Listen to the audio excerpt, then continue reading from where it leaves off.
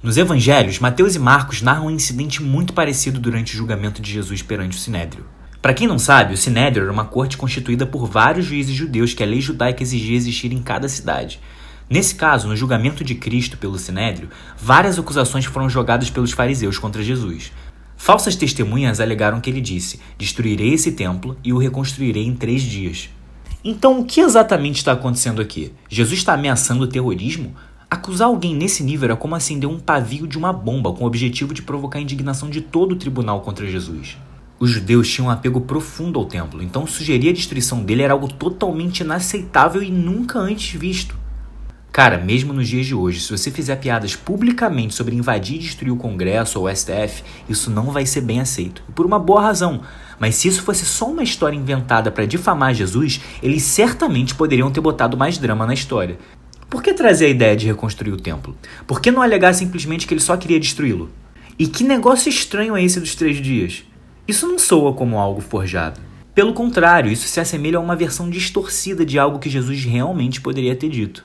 Mas aqui está o pulo do gato. Nenhum dos evangelhos sinóticos, nem mesmo Mateus ou Marcos, registra Jesus dizendo qualquer coisa parecida com isso. Não existe nenhum tipo de discussão sobre destruir o templo, nenhuma sugestão de reconstruir ele em 3 dias e nenhuma única palavra para explicar a origem dessa acusação. Para a gente conseguir entender 100%, é preciso recorrer ao Evangelho de João, onde você vai encontrar a história em uma passagem completamente diferente. João, capítulo 2, do versículo 13 ao 21, diz que a Páscoa dos judeus estava próxima e Jesus foi ao templo.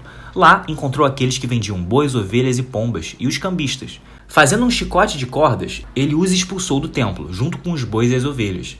Derrubou as moedas dos cambistas e virou suas mesas. E disse aos que vendiam as pombas: "Tirem tudo isto daqui, parem de fazer da casa do meu pai um mercado." Então os discípulos dele lembraram das palavras das Escrituras Sagradas que dizem: "O meu amor pela tua casa, ó Deus, queima dentro de mim como fogo." Aí os líderes judeus perguntaram: "Que milagre você pode fazer para nos provar que tem autoridade para fazer isso?" Jesus respondeu: "Derrubem este templo e eu o construirei de novo em 3 dias." Eles disseram: "A construção desse templo levou 46 anos e você diz que vai construí-lo de novo em 3 dias?" Porém, o templo do qual Jesus estava falando era o seu próprio corpo. Portanto, no relato de João, Jesus declarou audaciosamente anos antes que poderia reconstruir o templo em 3 dias se ele fosse destruído. Essa declaração é casualmente registrada por João como sua resposta àqueles que desafiavam sua autoridade e purificação do templo dos cambistas. João interpreta isso como uma previsão poderosa da ressurreição de Jesus, assim como uma proclamação audaciosa da autoridade divina dele. Agora, aqui está a parte intrigante. Durante o julgamento de Jesus no Evangelho de João, não existe uma palavra sobre as testemunhas alegando que ele ameaçou destruir o templo. E como eu disse anteriormente, nenhum dos evangelhos sinóticos, como Mateus ou Marcos, sequer mostra a cena que Jesus declara: "Derrubem esse templo e eu o construirei de novo em 3 dias." Para compreender completamente a narrativa, é preciso juntar os 2 relatos. Jesus faz uma declaração enigmática sobre reconstruir o templo em 3 dias. Ele diz isso como uma profecia da sua ressurreição. Mesmo com toda a confusão e perturbação em potencial que isso poderia causar, essa frase acaba ficando gravada na memória das pessoas que estão ali. Mas depois acaba sendo distorcida quando é contada durante seu julgamento, ressurgindo como uma acusação, do que eles fazem parecer ser ameaças terroristas ditas por ele. Esse cenário não apenas faz sentido lógico, mas também parece completamente plausível. Porém, para entender o acontecimento completo, é necessário combinar o relato de João com o que está escrito em Marcos e Mateus. Isso aqui está longe de ser algo intencionalmente planejado. Pelo jeito casual que é escrito, se assemelha 1000 vezes mais a um testemunho verdadeiro contado por alguém que sabia do que estava falando. Isso é um exemplo clássico de uma coincidência não planejada. Mas espera aí que tem mais. Vamos dar uma olhada de novo em João capítulo 2, do versículo 18 ao 20. Agora, presta atenção na data mencionada pelos judeus. Levou 46 anos para reconstruir esse templo. Agora vamos juntar a linha do tempo aqui. De acordo com o historiador judeu Josefo, Herodes o Grande começou a reconstruir o templo por volta de 19 a.C.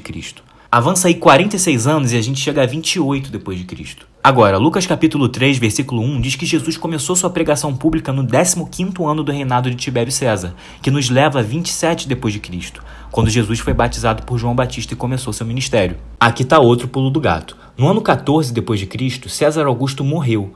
2 anos antes disso, no outono de 12 d.C., segundo Suetônio, o historiador romano, Augusto se uniu a Tibério como co-imperador para garantir uma transição tranquila.